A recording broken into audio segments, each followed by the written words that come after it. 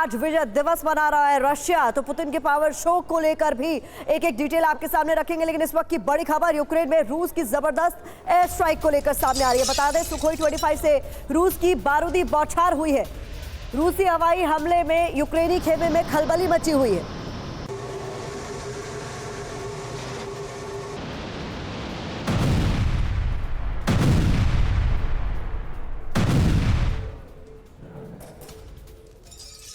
और आप देखिए एक और बड़ी खबर, विजय दिवस यानी विक्ट्री डे से पहले रूस का विनाशक हमला ग्रैड MLRS से यूक्रेनी सेना पर भीषण अटैक किया गया। रूसी सेना ने कुछ ही सेकंड्स में दागे दर्जनों रॉकेट। रूस रॉकेट हमले में यूक्रेनी डिपो धुआं हो गया।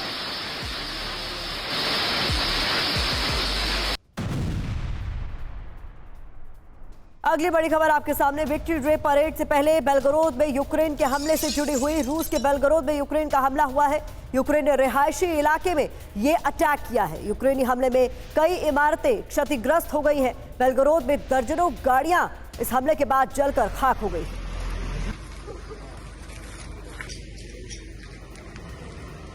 और आप देखिए एक और बड़ी खबर, रूस के क्रास्नोडार में यूक्रेन का ड्रोन से हमला हुआ। यूक्रेन ने यूरोव्का तेल डिपो को निशाना बनाया। इस ड्रोन हमले के बाद तेल डिपो में कैसे भीषण आग लग गई, तस्वीर आपके सामने। रूस के मुताबिक यूक्रेन ने 7 ड्रोन से हमला किया है।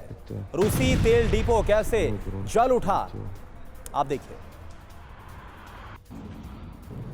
और अगली बड़ी खबर इस बीच आपके सामने, जहां बैटलफील्ड में आगे बढ़ रहे हैं रूसी सेना के जवान, जिन पर हमला हुआ है। यूक्रेनी माइंस को निशाना बना रहे थे रूसी जवान। रूसी सैन्य वाहन पर यूक्रेन का ड्रोन से हमला हुआ। इस बीच यूक्रेनी हमले के बाद किस तरीके से रूसी जवान जान बचाकर भागते दिखे, ये तस्वीरों में देखिए।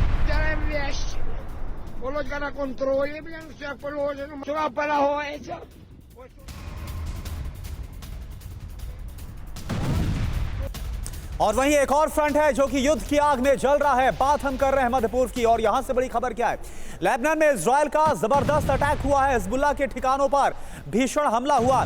हिजबुल्लाह का ठिकाना इस हमले में तबाह किया गया। घर में आग लग गई, उसकी तस्वीरें आपको दिखा रहे हैं।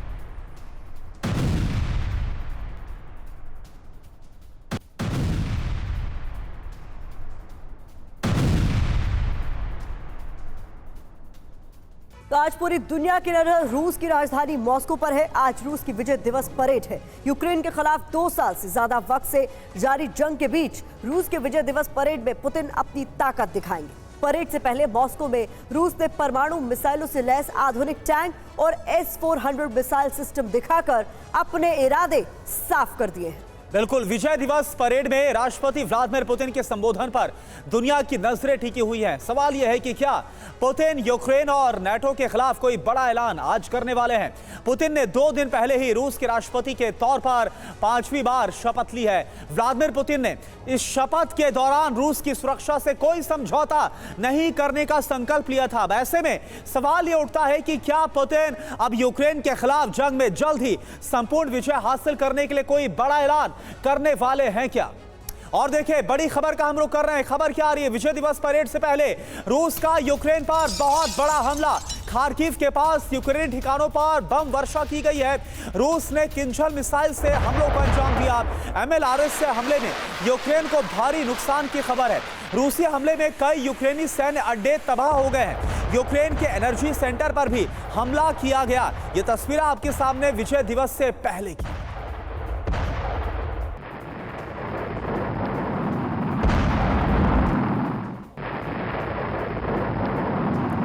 और देखिए इस पर हम बातचीत करते हैं। इस वक्त हमारे साथ हमारे 2 सहयोगी सुमित चौधरी और मनीष झा भी हमारे साथ मौजूद है स्टूडियो में। सुमित, मैं सबसे पहले आपका रुख कर रहा हूं। जिस तरह से व्लादिमीर पुतिन का संकल्प, जिसका भी हमने जिक्र किया, और इसके साथ साथ ये तस्वीरें क्या बतला रहा है, आखिर क्या करने वाले हैं पुतिन? देखिए, पुतिन का मकसद और उनका विजन बिल्कुल क्लियर है। वो किसी भी तरीके से नाटो से आ रही सारी थ्रेट को, या फिर लगातार जो उनको आप कह सकते हैं कि नाटो की तरफ से जो थ्रेट आ रही है, उनको न्यूट्रलाइज कर देंगे। और ये इसलिए भी जरूरी है क्योंकि ये युद्ध अब अपने उस चरम पर पहुंच चुका है जहां पर अब रूस के लिए जरूरी हो चुका है कि यूक्रेन के ना सिर्फ इन सभी लास्ट के बचे हुए ठिकानों को, आर्मी बेसेस को, उसकी रसद की लाइनों को इतने अच्छे तरीके से काट देना कि उसको लंबा वक्त लगे, क्योंकि अब ये जरूरी है रूस रूस के लिए, क्योंकि अब इंटरनल चीजें जो हैं वो व्लादिमीर पुतिन ने सेटल कर लिया, इलेक्शन खत्म हो चुका है। अब लगातार उनका फोकस सिर्फ और सिर्फ यूक्रेन इलाके को सेटल करना, और सबसे इंपॉर्टेंट बात ये नेटो के साथ लगातार उनका आवाजें उठ रही हैं रूस के खिलाफ,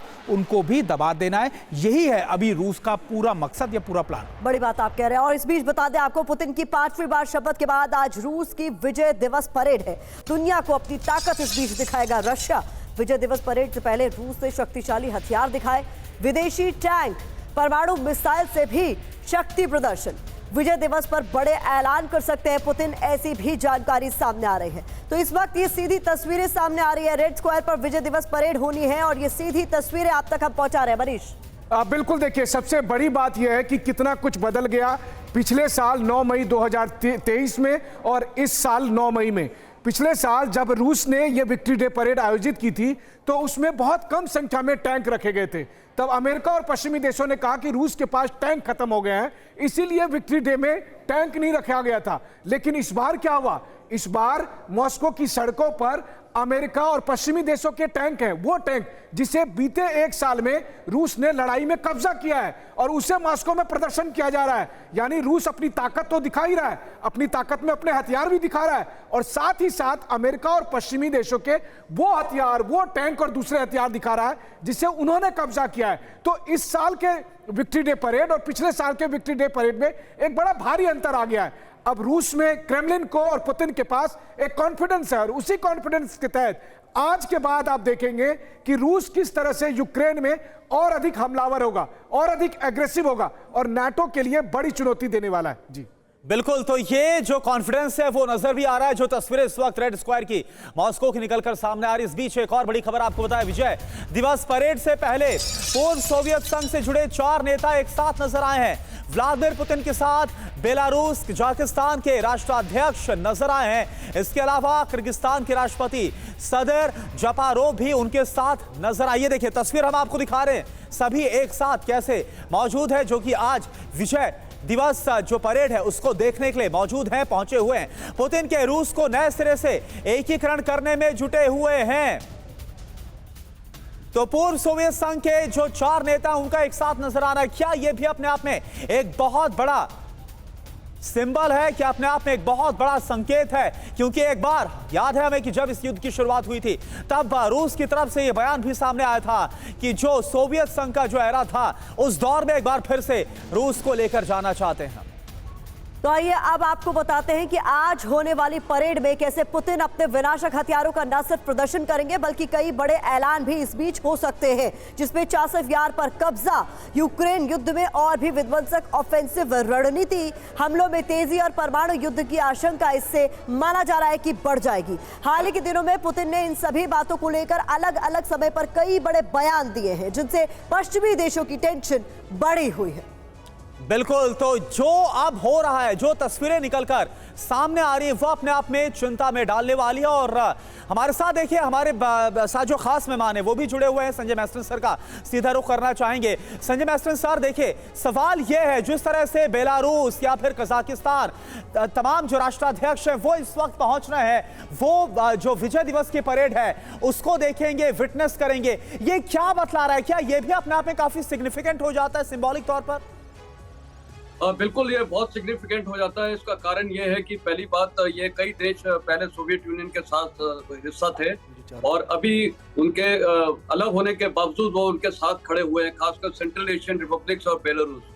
दूसरा क्यूबा और लाओस, जो अभी साउथ ईस्ट एशिया में है लाओस, उसका भी अगर वहाँ पर राष्ट्रपति है, और नॉर्थ कोरिया का जो मैसेजिंग है, वो जो वहाँ के प्रेसिडेंट का इनको एक कॉन्ग्रेचुलेटरी मैसेज गया है, तो ये साफ जाहिर है कि कई देश इनके साथ अभी खड़े हो रहे हैं।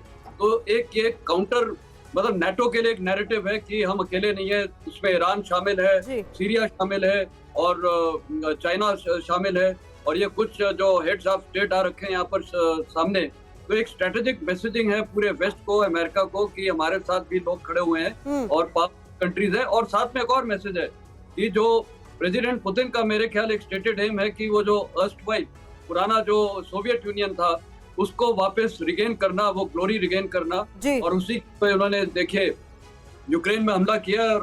और इसीलिए वो लिथुआनिया जैसे देश अभी बोल रहे हैं कि हम यूक्रेन की मदद करना चाहेंगे। तो थोड़ी अर्स्टवाइल जो सोवियत यूनियन के देश थे उनमें थोड़ी खलबली मचेगी। देखिए ये सर, आज- जो आप कह रहे हैं वो इन तस्वीरों पर मैं चाहूंगी मनीष आप भी रिस्पॉन्ड जरूर करें, क्योंकि देखिए ये हम सब जानते हैं कि पुतिन की आज के समय में भी सबसे बड़ी टीस अगर कोई है तो वो सोवियत संघ का विघटन, और कोशिश उनकी तरफ से की जाती है कि एक बार फिर से एक ही अम्ब्रेला के अंडर ये सभी लोग नजर आए। और इन तस्वीरों पर जरूर जिक्र कीजिएगा। मैं चाहूंगी स्क्रीन पर वो तस्वीरें आए जहां पर सोवियत संघ के जो शामिल पूर्व देश थे उनके राष्ट्राध्यक्ष नजर आ रहे थे। मनीष बिल्कुल प्रतिमा, देखिए 4 देशों के राष्ट्रपति एक साथ, इस तस्वीर के अपने आप में बहुत ही बड़ा मायना है। वो इसलिए क्योंकि पुतिन का क्या सपना रहा है। पुतिन कहते हैं कि रूस को वो गौरव फिर से हासिल करना है जो रूसी साम्राज्य का था, और इसीलिए वो कहते हैं कि सोवियत संघ से अलग हुए सभी देशों को एक साथ होना होगा। अब सभी देश तो एक साथ हो नहीं सकते क्योंकि यूक्रेन भी उससे अलग हुआ था और यूक्रेन से लड़ाई चल रही है। वहीं लिथुआनिया, लातविया जैसे देश हैं जो कि नाटो का मेंबर हो चुके हैं, लेकिन ऐसी स्थिति में कुछ ऐसे देश भी हैं जो सोवियत संघ से अलग हुए थे और आज रूस के साथ कंधे से कंधा मिलाकर चल रहे हैं। बेलारूस को राष्ट्रपति लुकाशेंको को आप देख सकते हैं, इसके अलावा कजाकिस्तान और किर्गिस्तान के राष्ट्रपति भी साथ में। तो क्या इस तस्वीर के जरिए पुतिन दरअसल अपने लोगों को और दुनिया को संदेश दे रहे हैं कि मैं अकेला नहीं हूं, आज मेरे साथ 4 हैं, यह संख्या बढ़ती जाएगी। और सबसे बड़ी बात यह है कि पुतिन अपना सबसे बड़ा दुश्मन मानते हैं नाटो को। उनका मानना है नाटो की वजह से सोवियत संघ टूटा था, नाटो से जंग करके एक बार फिर सोवियत संघ नाम की एक बड़ी छतरी दोबारा से बनाई जा सके। बिल्कुल। और देखिए मनीष, इससे पहले कि हम अगली बड़ी खबर का रुख करें, जरा बॉडी लैंग्वेज को भी हम देखें। वो जो कहा जा रहा था पश्चिम की तरफ से कि पुतिन पस्त हो जाएंगे 2 साल के इस युद्ध के बाद, लेकिन आज भी वो कॉन्फिडेंस साफ तौर पर नजर आ रहा है। अब देखिए बड़ी खबर क्या है। बड़ी खबर, रूस में विक्ट्री डे परेड से पहले यूक्रेन का बड़ा हमला। रूस के बेलग्रोड में ड्रोन से हमला किया गया, एक साथ कई टारगेट्स पर अटैक किया गया। यूक्रेन ने रिहायशी इलाके को निशाना बनाया। यूक्रेनी अटैक में कई घरों को नुकसान पहुंचा है। तस्वीरें आप देखिए विनाश की। हमले में 8 से ज्यादा लोग घायल हुए।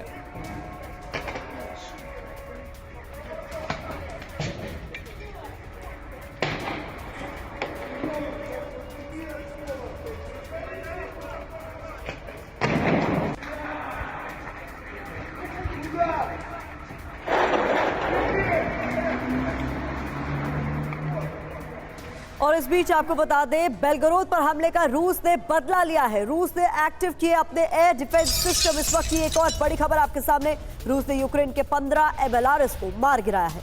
रूसी सेना ने एक UAV को भी मार गिराया है। बेलगरोद के साथ ब्रायंस्क और कुर्स्क में भी हमले किए गए। तो सुमित, हम दिखा रहे हैं किस तरीके से वार पलटवार का दौर जारी है और ये हालात अभी शांत होते हुए नजर नहीं आ रहे। देखिए बिल्कुल क्या है कि पूरी तरीके से कीव ये कोशिश करेगा कि लगातार इन अटैक्स को बढ़ाता जाए। ये अपनी मौजूदगी को या फिर अपने सर्विलेंस को या फिर अपने सर्वाइवल को दिखाने की कोशिश की जा रही है कीव की तरफ से। लेकिन इंपॉर्टेंट ये है कि क्या वो हालात उस तरीके के हैं जब ये जंग शुरू हुई, या फिर आप कह सकते हैं 2023 के वो हालात बिल्कुल बदल चुके हैं। अब तो ना तो व्लादिमीर पुतिन पर कोई डोमेस्टिक प्रेशर है और ना ही जो लगातार प्रेशर नेटो की तरफ से बनाया जा रहा था वो प्रेशर उन पर एग्जिस्ट करता है, क्योंकि उन्होंने जो अलायंस बनाया खासतौर पर चाइना को लेकर, नॉर्थ कोरिया को लेकर, लगातार हम बता रहे हैं कि कई देशों के राष्ट्राध्यक्ष उनके साथ मौजूद है। बेलारूस को लेकर उन्होंने अपने साथ खड़ा किया है। तो निश्चित तौर पर उन्होंने उस प्रेशर को कम कर दिया है। व्लादिमीर पुतिन और ज्यादा पावरफुल या फिर आप कह सकते हैं और ज्यादा नेशनलिस्ट लीडर के तौर पर जाने जाते हैं रशिया में। अब जब वो 5वीं बार शपथ ले चुके हैं तो निश्चित तौर पर उनका जो विजन है या फिर उनके जो काम करने का तरीका है वो और ज्यादा अग्रेसिव होगा। और ये यूक्रेन भी जानता है और यूक्रेन इसी बात से डरा भी हुआ है कि अगर उसको वो रसद साजो सामान नहीं मिला तो फिर वो कैसे सर्वाइव करेगा। लगातार उसके लोग मरते जा रहे हैं, उसके पास मैन बिहाइंड द मशीन नहीं है,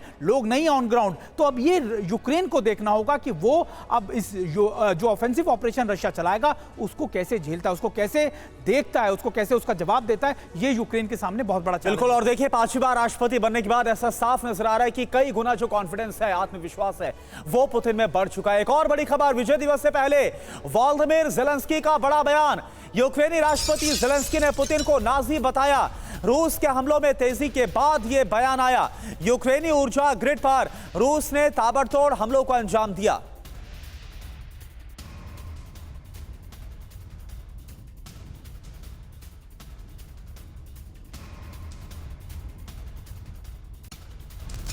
और इस बीच अगली बड़ी खबर आपके सामने, रूसी विक्ट्री डे से पहले ज़ेलेंस्की का एक और बड़ा बयान। रूसी हमलों को नाकाम करना हमारी प्राथमिकता है।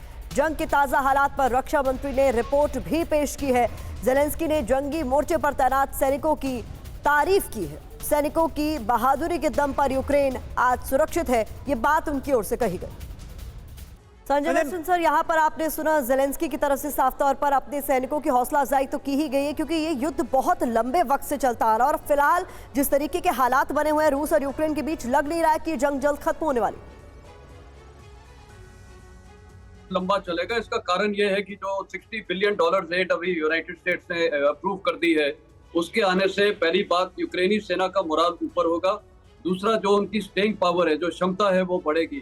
तो जाहिर है कि एयर डिफेंस सिस्टम्स होंगे और अटैक ऑफेंसिव वेपन्स होंगे, जो अभी आपने देखा है बेलगोरोड में हो या जहां पर भी हैं, ये काफी अटैक्स कर रहे हैं। तो वो साफ जाहिर है कि अटैक्स करेंगे। लेकिन लड़ाई का आखिरी देखिए, मैं एक इन्फेंट्री ऑफिसर हूँ, जब तक वो इन्फेंट्री वाला जो है और मैकेनाइज्ड फोर्सेस अगर वो लड़ाई अच्छा कर रहे हैं, वहां पर आज यूक्रेन को प्रॉब्लम है, क्योंकि उनके पास सेना में लोग अभी कम हो चुके हैं और इन्फेंट्री ही वो सेना होती है जो ग्राउंड को होल्ड करती है, ग्राउंड को डिफेंड करती है। वहां पर आज उनके पास प्रॉब्लम है और उसके साथ सपोर्ट के लिए मैकेनाइज्ड फोर्सेस होते हैं। वो अगर थोड़ा प्रॉब्लम हो गई तो चाहे कितनी भी एड आ जाए, मिलिट्री एड आ जाए $60 बिलियन की, अगर वहां पर ग्राउंड होल्डिंग रोल में क्षमता खत्म हो जाए और रूसी सेना जल्दी से अटैक करके कैप्चर करते रहेगा, तो ये थोड़ा लड़ाई का एक बहुत बड़ा टर्निंग मोड़ आ सकता है। तो इसीलिए ये इन्होंने जेलेंस्की ने अपनी सेना को भी एड्रेस किया है, उनका मोराल ऊंचा रखने के लिए, क्योंकि इन्फेंट्री और मैकेनाइज्ड फोर्सेस का अभी ये इस लड़ाई का डामाडोल है। जेलेंस्की के इस मैसेज में जो हिडन मैसेज है, संदेश छुपा हुआ है, उसको डिकोड आपके लिए हम कर रहे हैं। लेकिन इस बीच बड़ी खबर बता दें, रूस यूक्रेन जंग से जुड़ी हुई ही अगली बड़ी खबर यह है कि रूस की ओर से यूक्रेनी सैटेलाइट सिस्टम के इस्तेमाल की आशंका। इंटरनेशनल मीडिया की रिपोर्ट में यह बड़ा दावा किया गया है। रूस ने यूक्रेनी सैटेलाइट सिस्टम ने बड़ी संख्या में तैनात किया।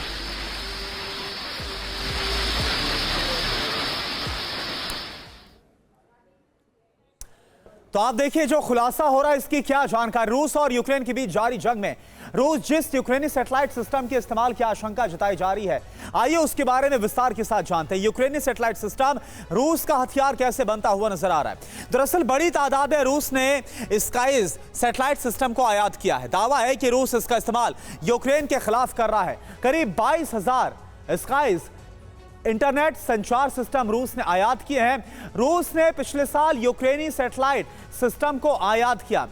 गिलट सैटेलाइट कंपनी का रूसी कंपनियों के साथ भी साझेदारी रही है। गिलट सैटेलाइट कंपनी की फैक्ट्री यूक्रेन, इजराइल और अमेरिका का सहयोग इसमें मिला हुआ है। और मनीषा हमारे साथ है। देखिए मनीषा, आप देखिए बड़ा सरप्राइजिंग है ये। एक तरफ जो यूक्रेन रूस का मुकाबला करने में लगातार लगा हुआ है, डटा हुआ है, उसी यूक्रेनी सैटेलाइट सिस्टम का इस्तेमाल जो है वो रूस करता हुआ नजर आ रहा है। कैसे देखा जाए इसको? देखिए, ये यूक्रेन का सैटेलाइट सिस्टम नहीं है, ये एलन मस्क का सैटेलाइट सिस्टम है।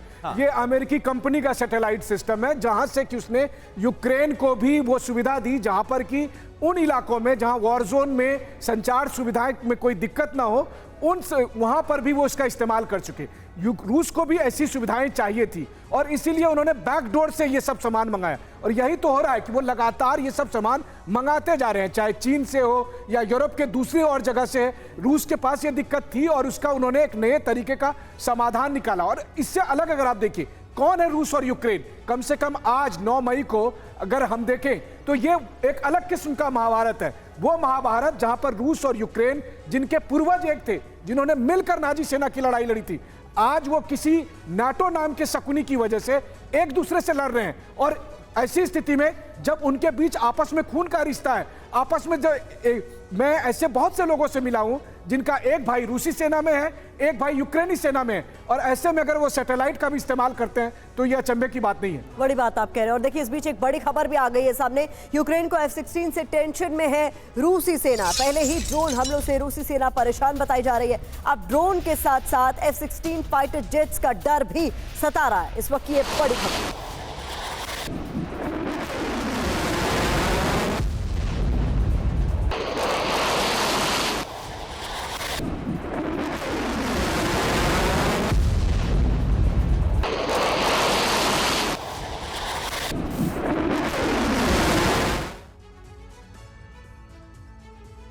तो आप देखिए दो तरह के हवाई खतरे हैं जिसका सामना रूसी सेना इस वक्त करती हुई नजर आ रही है। एक है F-16 फाइटर जेट और दूसरा है ड्रोन। सीधा बिग वॉल का हम रुख करते हैं। पूरी इंफॉर्मेशन आपके सामने इस वक्त बिग वॉल पर है। ड्रोन अटैक से तनाव में रूसी सैनिक। खबर क्या है? खबर यह है यूक्रेन के ड्रोन हमलों से रूसी सेना बेहद परेशान है। रूसी सेना पर दो हवाई खतरे क्या है? ड्रोन अटैक से इस वक्त दहशत मची हुई है और दूसरा यूक्रेन को मिलने वाले F-16 जो अमेरिकी फाइटर जेट से वो एक बहुत बड़ा खतरा बने हुए। और देखिए खबर क्या है, सस्ते लंबी दूरी तक वार करने वाले ड्रोन से लगातार टेंशन बढ़ी हुई है। एक रूसी सैनिक बोला ड्रोन अटैक का तोड़ नहीं है हमारे पास, तो ये अपने आप में बड़ा खतरा है। रूसी सैनिक पुतिन से शॉटगन की इस बीच मांग कर रहे हैं। बिल्कुल, तो इस वक्त जो ये खबर सामने आ रही है चिंता में डालने वाली पुतिन को, वो हमने आपको बताई और कैसे जो युद्ध और ज्यादा भीषण हो सकता है ये हमने आपको दिखाया भी। इन सब के बीच एक और जो बड़ी खबर सामने आ रही है, इस खबर का हम रुख करें। ये देखिए खबर आपके सामने टीवी स्क्रीन पर। व्लादिमीर पुतिन की शपथ के दिन यानी 7 मई को ज़ेलेंस्की की हत्या की कोशिश का खुलासा हो रहा है। ये बहुत बड़ी खबर है। यूक्रेनी एजेंसियों ने साजिश को नाकाम किया। यूक्रेन का आरोप है रूस ने रची हत्या की साजिश। रूस का दावा हत्या की साजिश में यूक्रेन की सेना ही शामिल है। तो आप देखिए बहुत बड़ी खबर। 7 मई यानी 2 दिन पहले जब व्लादिमीर पुतिन ने एक बार फिर से 5वीं बार रूस के राष्ट्रपति के तौर पर शपथ ली, उसी दिन उसी तारीख को लेकर यह खुलासा कि ज़ेलेंस्की को मारने की साजिश रूस की तरफ से रची गई।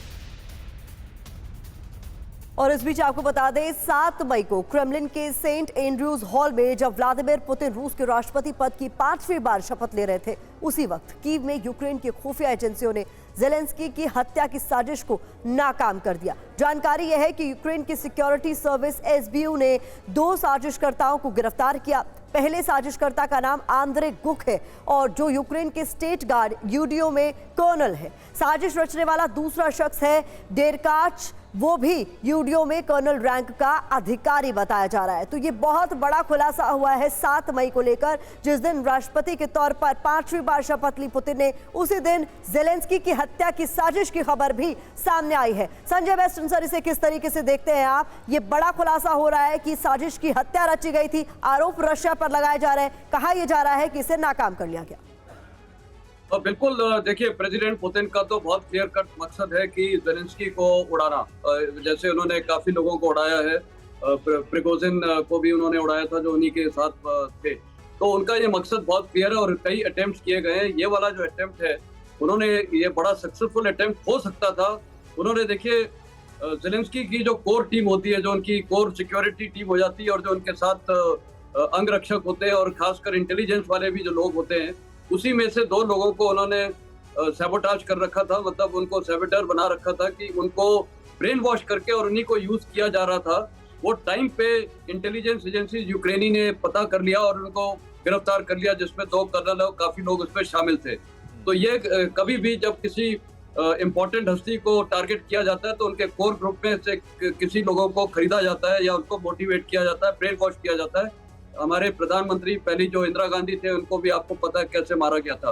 तो ये एक हिस्टोरिकल डाटा होता है कि कई बार कोर ग्रुप से लोगों को निकाल के और ब्रेन वॉश किया जाता है और वो जो अपोजिंग फोर्सेस होती है, इसमें रूसी सेना की जो इंटेलिजेंस एजेंसीज हैं और प्रेसिडेंट पुतिन के निर्देश पे ये किया गया होगा। लेकिन ये यूक्रेन की सेना का और खासकर इंटेलिजेंस एजेंसीज का एक दिखता है कि उन्होंने ये जो प्लॉट था, बिल्कुल जो इंटेलिजेंस एजेंसी को कहीं ना कहीं खबर मिल गई और उसके बाद ये जो प्लॉट है कैसे इसे आखिरकार नाकाम किया गया, ये अपने आप में देखने वाली बात है। जो खबर सामने आ रही है यूक्रेनी राष्ट्रपति को मारने की साजिश पर यह खुलासा हो रहा था। इस बीच एक और बड़ी खबर, नाटो रूस में कभी भी युद्ध शुरू होने की आशंका, यानी अब होगा सीधे नाटो वर्सेस रूस। पोलैंड की खुफिया रिपोर्ट का यह दावा है इसी महीने नाटो देशों पर रूसी हमला संभव है, यानी कि वक्त भी बता दिया गया है, इसी महीने यह सब कुछ हो सकता है। एस्टोनिया की रिपोर्ट में यह बड़ा खुलासा, क्रेमलिन यूरोप तक रूस का अधिकार मानता है।